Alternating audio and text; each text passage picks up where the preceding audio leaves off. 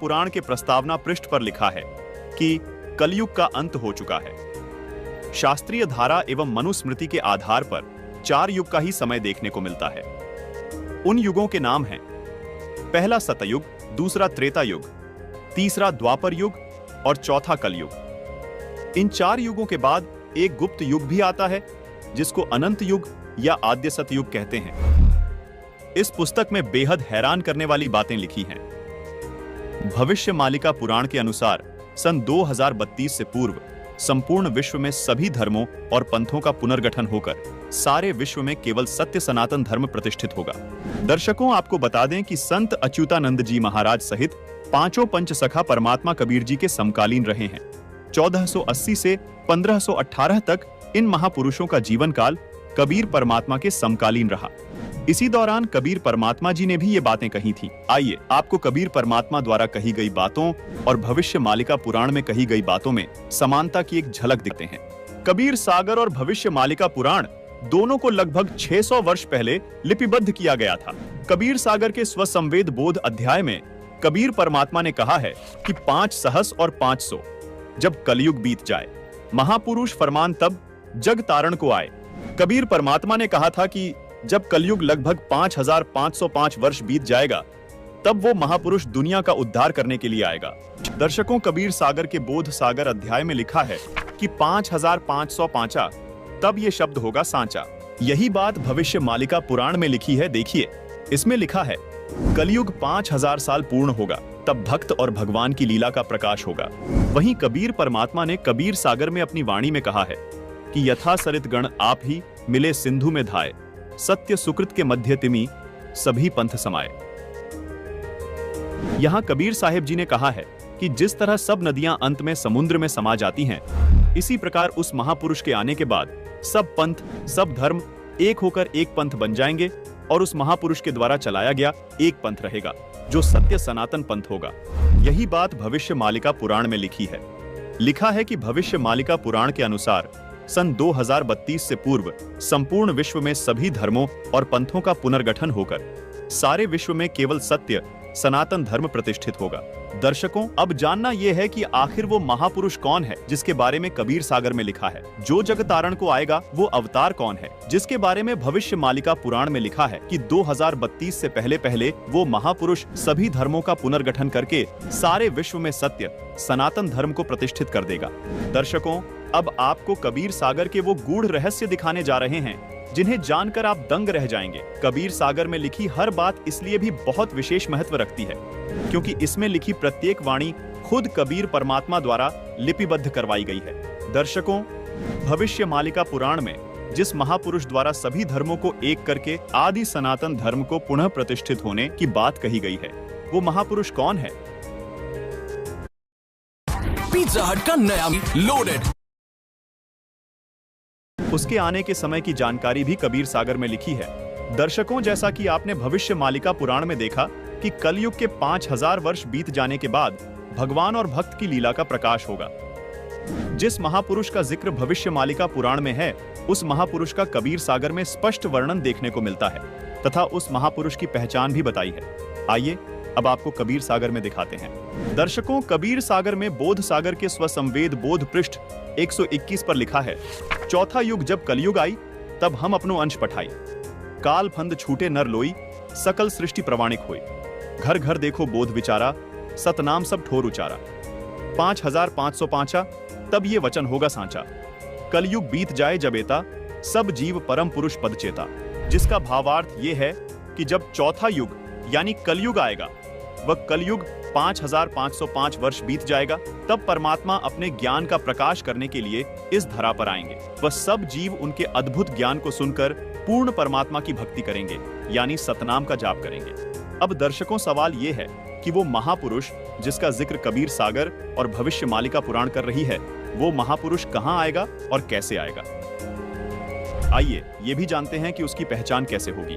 देखिए, कबीर सागर में कबीर वाणी के बोध सागर के पृष्ठ 137 पर लिखा है कि 12वें पंथ प्रकट हुए वाणी, शब्द हमारे की निर्णय थानी, अस्थिर घर का मर्म न पावे, ये 12 पंथ हम ही को ध्यावे, 12वें पंथ हम ही चलावे, सब पंथ मेट कर एक ही पंथ चलावे, भावार्थ है कि 12वें पंथ में कबीर परमात्मा की वाणी प्रकट होगी, यानी 12वें पंथ से ही कबीर साहिब जी का यथार्थ ज्ञान प्रकट होना शुरू होगा।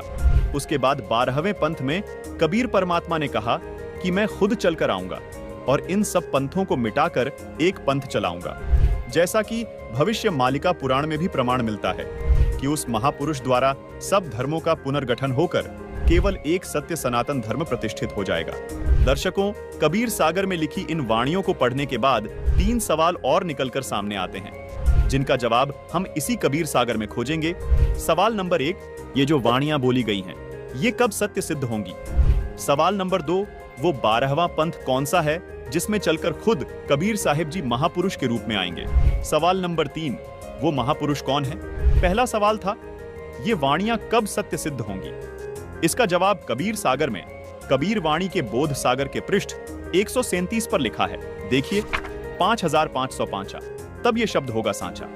मतलब कलयुग के 5505 वर्ष बीत जाने के बाद ये वचन सत्य सिद्ध होंगे। आइए अब देखते हैं कलयुग के 5505 वर्ष कब पूरे होते हैं। कलयुग 4,32,000 वर्ष का होता है।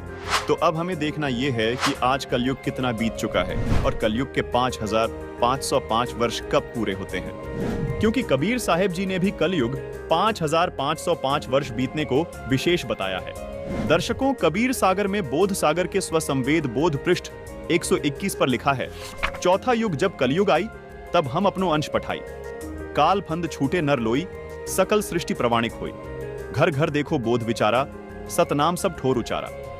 5505 तब ये वचन होगा सांचा, कलयुग बीत जाए जब एता, सब जीव परम पुरुष पद चेता। अब आपको 2 पवित्र पुस्तकों से प्रमाणित करते हैं कि कलयुग के 5505 वर्ष कब पूरे हुए। दर्शकों, आपको यहां हम याद दिलाना चाहेंगे कि इन दोनों पुस्तकों को आदरणीय शंकराचार्य जी व पूरा हिंदू समाज प्रमाणित मानता है।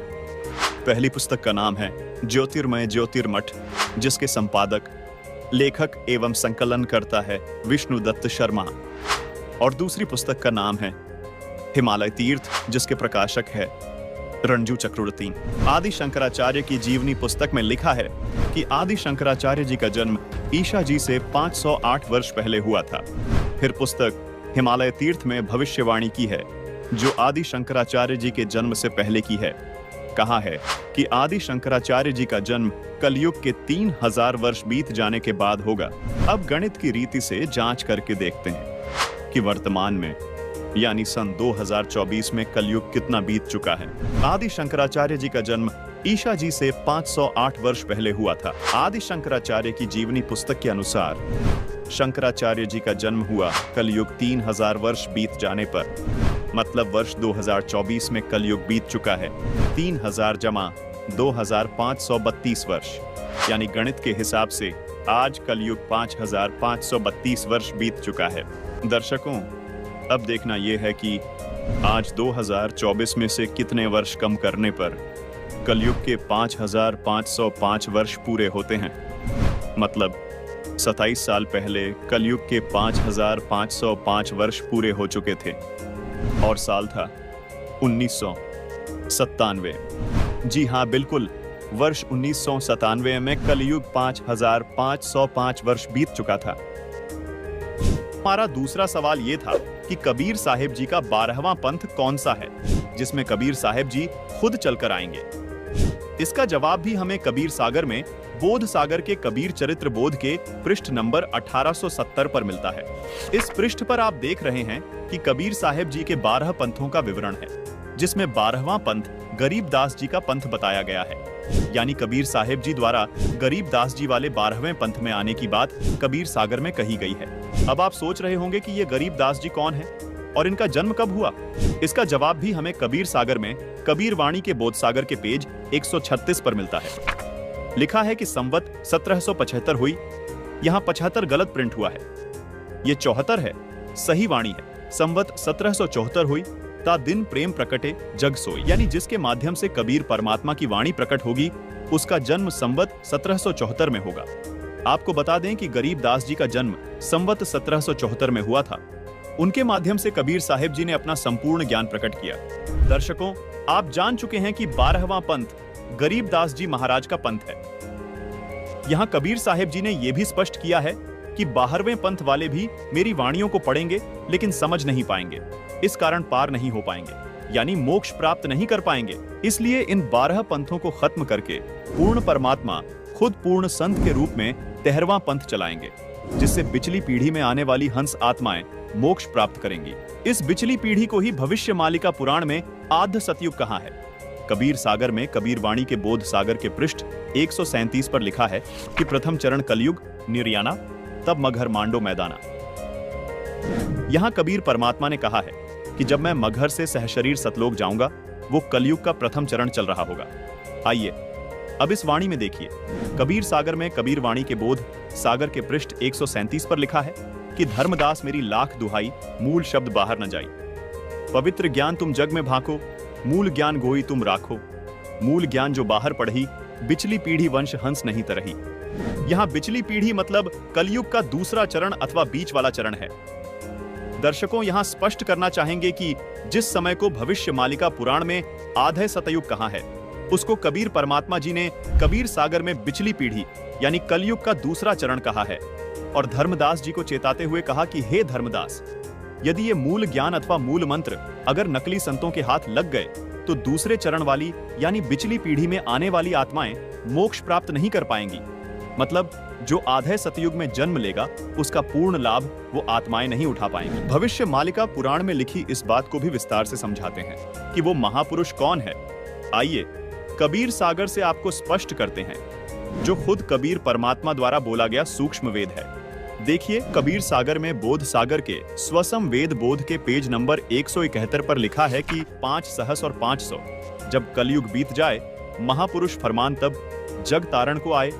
हिंदू तुर्क आदिक सबे जेते जीव जहान, सतनाम की साख गही पावे पद निर्वाण। यथा सरितगण आप ही मिले सिंधु में धाय, सत सुकृत के मध्य तिमि सभी पंथ समाये। जब लग पूर्ण होए नहीं ठीके को तिथिवार, कपट चातुरी तभी लो स्वसंवेद निराधार।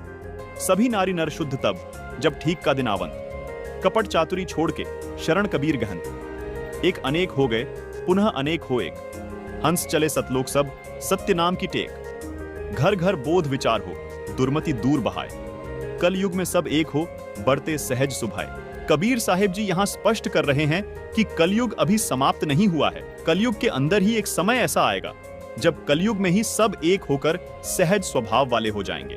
कलयुग में ही सतयुग जैसा माहौल हो जाएगा जो कि हजारों वर्षों तक चलेगा। 2032 तक आदि सनातन धर्म प्रतिष्ठित हो जाएगा और पूरे विश्व में फैल जाएगा। कहां उग्र का शूद्र हो हर सबकी भव भीड़, सो समान सम दृष्टि है समर्थ सत कबीर। भावार्थ है कि जब कलयुग 5505 वर्ष बीत जाएगा तब वो महापुरुष इस धरा पर आएंगे और हिंदू मुस्लिम व सभी धर्म पंथों को एक करेंगे, सब सतनाम का जाप करेंगे और मोक्ष को प्राप्त करेंगे। दुनिया के जितने भी धर्म व पंथ है वो सभी उस महापुरुष के द्वारा चलाए गए 13वें पंथ जो आदि सनातन पंथ होगा उसमें ऐसे मिल जाएंगे जैसे सभी नदियां बड़े समुद्र में मिल जाती हैं। जब वो समय आएगा तब पृथ्वी के सभी मनुष्यों का स्वभाव सहज और शुद्ध हो जाएगा, सब बुद्धि निर्मल हो जाएगी, सब पाप करने से डरेंगे, यानी नर नारी कपट चतुराई छोड़कर कबीर परमात्मा की शरण ग्रहण करेंगे। दर्शकों यहां पर हम आपको यह भी बताना चाहेंगे कि कलयुग अभी खत्म नहीं हुआ है। कलयुग अपने समय अनुसार ही समाप्त होगा, जो है 4,32,000 वर्ष। दर्शकों अब आपको कलयुग के अंतिम चरण यानी जब कलयुग समाप्त होगा उस विषय में बताते हैं। कलयुग के तीसरे चरण यानी कलयुग के अंत में कल की अवतार जन्म लेगा जो राजा हरीशचंद्र वाली आत्मा ही होगा। उस समय कलयुग की हालत बहुत खराब हो जाएगी, मनुष्य मनुष्य को खाने लगेगा और जिस भी मनुष्य में भक्ति का बीज नहीं होगा उसको कल की अवतार यानी राजा हरीशचंद्र वाली आत्मा अपनी तलवार से काटकर समाप्त कर देगा और सतयुग की स्थापना करेगा। कल की अवतार सिर्फ उन्हें छोड़ेगा जिनके अंदर भक्ति का बीज होगा, यानी भगवान की चाह बाकी होगी। दर्शकों जैसा कि हम आपको पहले बता चुके हैं कि 1997 में कलयुग के 5505 वर्ष पूरे हो चुके हैं और 1997 में स्वयं कबीर परमात्मा इस धरातल पर आकर संत रामपाल जी महाराज को मिले और उन्हें सार नाम व सार शब्द देने का आदेश दिया। अब आपको यह बात जानकर हैरानी होगी, जिस महापुरुष की बात भविष्य मालिका पुराण और कबीर सागर कर रहे हैं वो महापुरुष कोई और नहीं बल्कि संत रामपाल जी महाराज ही हैं। जो महापुरुष 13वें पंथ का प्रवर्तक होगा वो संत कोई और नहीं बल्कि संत रामपाल जी महाराज ही हैं। संत रामपाल जी महाराज ही वो संत हैं जो सब धर्मों को एक करके आदि सनातन धर्म की स्थापना करेंगे। संत रामपाल जी महाराज ही वो संत हैं जो 31 वर्ष से अपने भक्तों को 3 समय की आरती करवाते हैं। संत रामपाल जी महाराज गरीबदास जी महाराज वाले पंथ से हैं। संत रामपाल जी महाराज जी जो अद्भुत ज्ञान दे रहे हैं उसी से सभी धर्म व पंथ एक होकर आदि सनातन धर्म में प्रवर्तित हो जाएंगे। दर्शकों, हम आपको ये भी बताना चाहेंगे कि संत रामपाल जी महाराज सन 1994 से ही, यानी जब से संत रामपाल जी को अपने गुरुदेव से नाम दीक्षा देने का आदेश हुआ है, तब से ही संत रामपाल जी 3 समय की संध्या आरती करते व करवाते हैं, जो मनुष्य के मोक्ष में सहयोगी है। दर्शकों, ऋग्वेद में भी प्रमाण है कि जो पूर्ण संत आएगा वो 3 समय की संध्या आरती करने को देगा। आइए आपको ऋग्वेद में प्रमाण दिखाते हैं। ये है ऋग्वेद मंडल 8 सूक्त 1 मंत्र 29, जिसमें साफ साफ लिखा है कि पूर्ण संत 3 समय की संध्या सुबह, दोपहर और रात्रि तीनों संध्या में परमात्मा की स्तुति करवाएगा। दर्शकों, इससे सिद्ध होता है कि संत रामपाल जी महाराज ही पूर्ण संत है जो विश्व का कल्याण करेंगे, और इस बात की वेद भी गवाही देते हैं। संत रामपाल जी महाराज का नारा है कि जीव हमारी जाति है, मानव धर्म हमारा, हिंदू मुस्लिम सिख ईसाई धर्म नहीं कोई न्यारा। संत रामपाल जी महाराज एकमात्र ऐसे संत हैं जिनके पास वास्तविक सत नाम है, जो कि उन्होंने गरीबदास जी द्वारा रचित अमर ग्रंथ सूक्ष्म वेद से प्रमाणित करके दिखाया है। दर्शकों, अब आपको ये बताते हैं कि क्यों सभी धर्म व सभी पंथ संत रामपाल जी महाराज द्वारा चलाए गए आदि सनातन पंथ में मिल जाएंगे। गीता अध्याय 17 श्लोक 23 में बताया गया है कि पूर्ण परमात्मा को पाने का ओम तत्सत मंत्र है जो सांकेतिक है। सामवेद संख्या नंबर 822 में भी यही कहा गया है कि उस परमात्मा को पाने का भी त्रितस्य नाम है, यानी 3 नाम का मंत्र है जो सांकेतिक है। दर्शकों, अब आपको पवित्र कुरान शरीफ का एक ऐसा भेद बताते हैं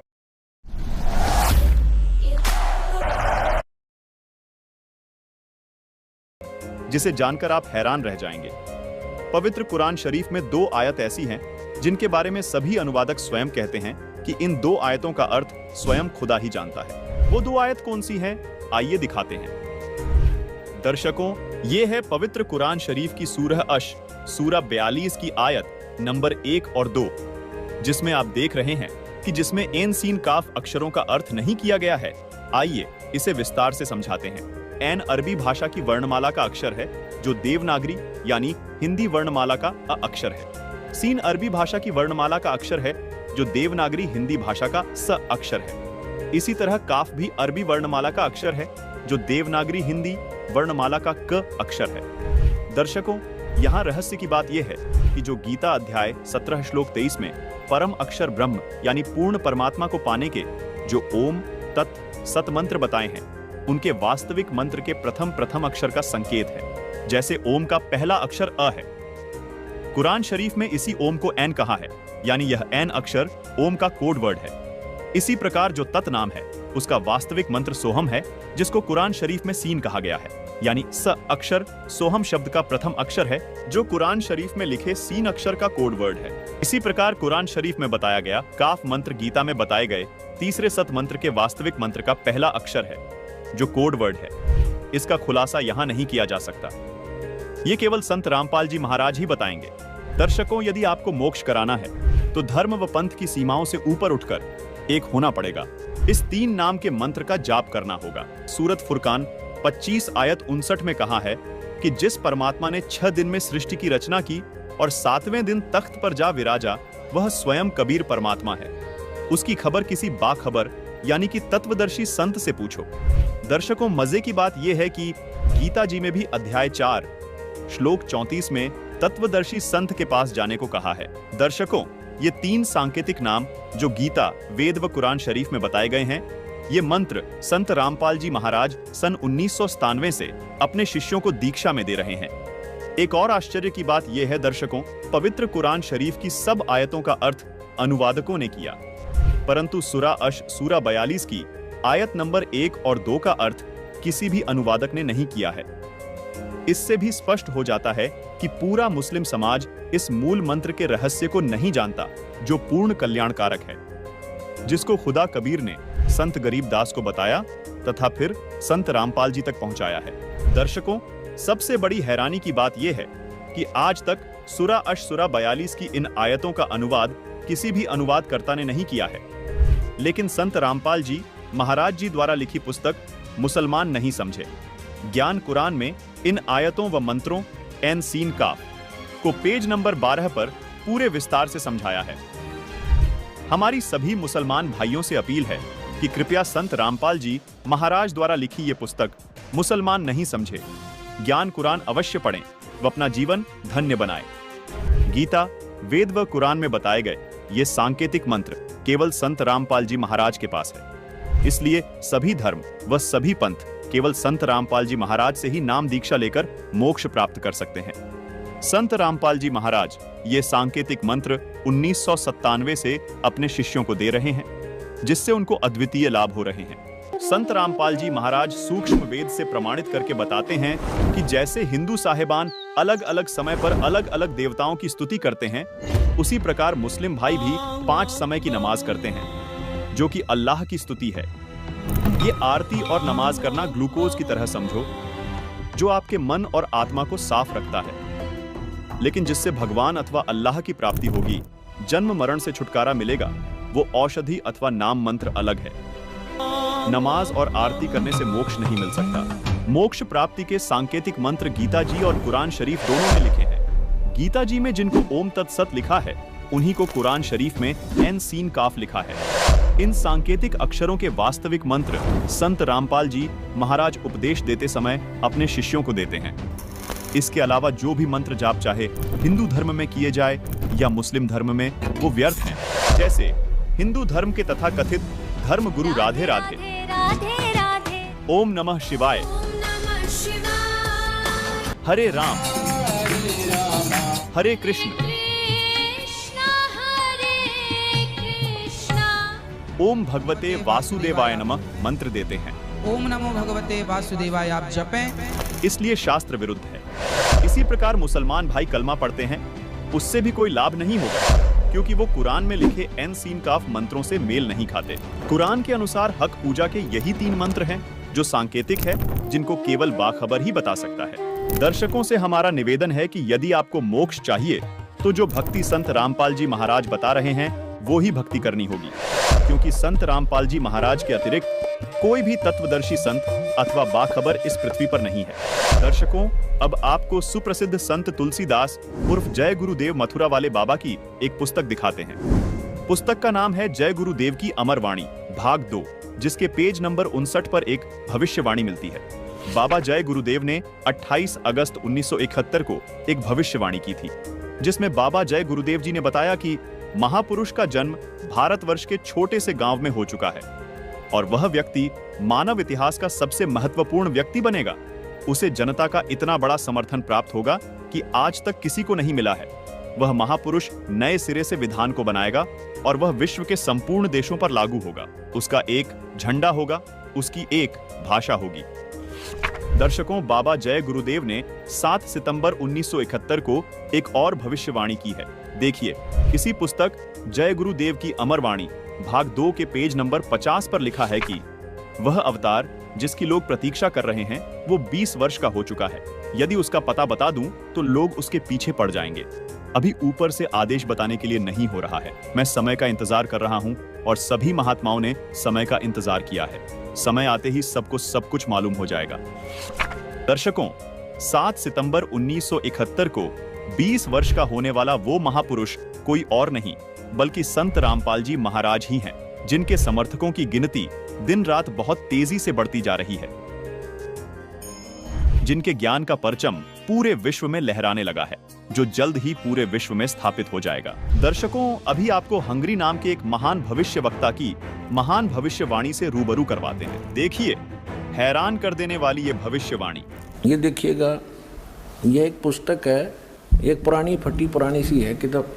ये देखो, युग निर्माण की सुनिश्चित संभावना, ये तो इसका नाम है, टाइटल है। लेखक है इसका बलराम सिंह परिहार, प्रकाशक है युग निर्माण योजना, गायत्री तपोभूमि मथुरा से।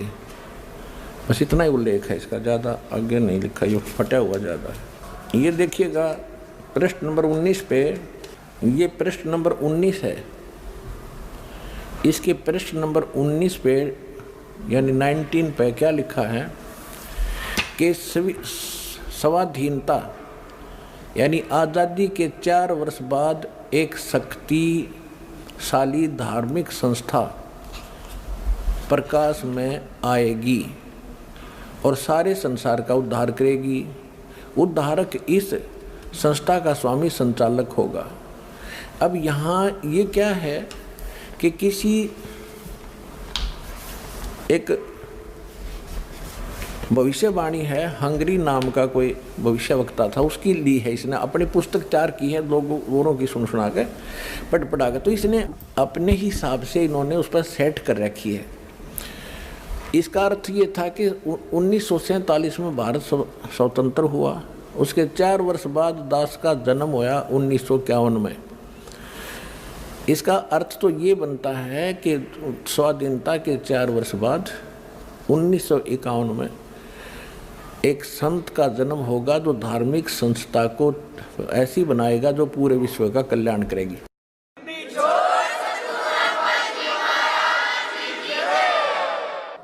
यहाँ थोड़ी सी गड़बड़ कर जाते हैं, अब और दिखाते हैं। ये देखिएगा, ये 23 पृष्ठ पे है, ये 23 पृष्ठ है।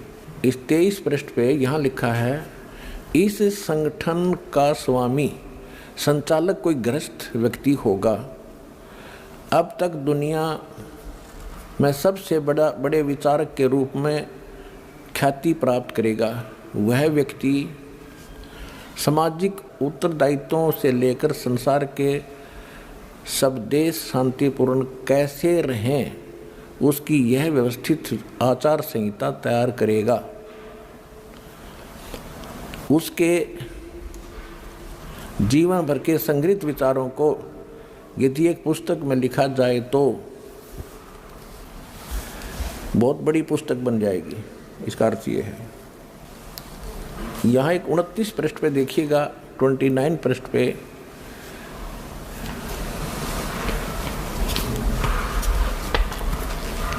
एशिया के किसी देश, संभवतः भारतवर्ष में, एक नम्र ग्रामीण परिवार में एक महान आत्मा ने जन्म ले लिया है जो एक महान आध्यात्मिक क्रांति का सूत्रपात, संचालन और नियंत्रण करेगा। इसके पीछे क्रियाशील आत्माओं की शक्ति होगी जो संसार की वर्तमान विकृत परिस्थितियों को बदल डालेंगी।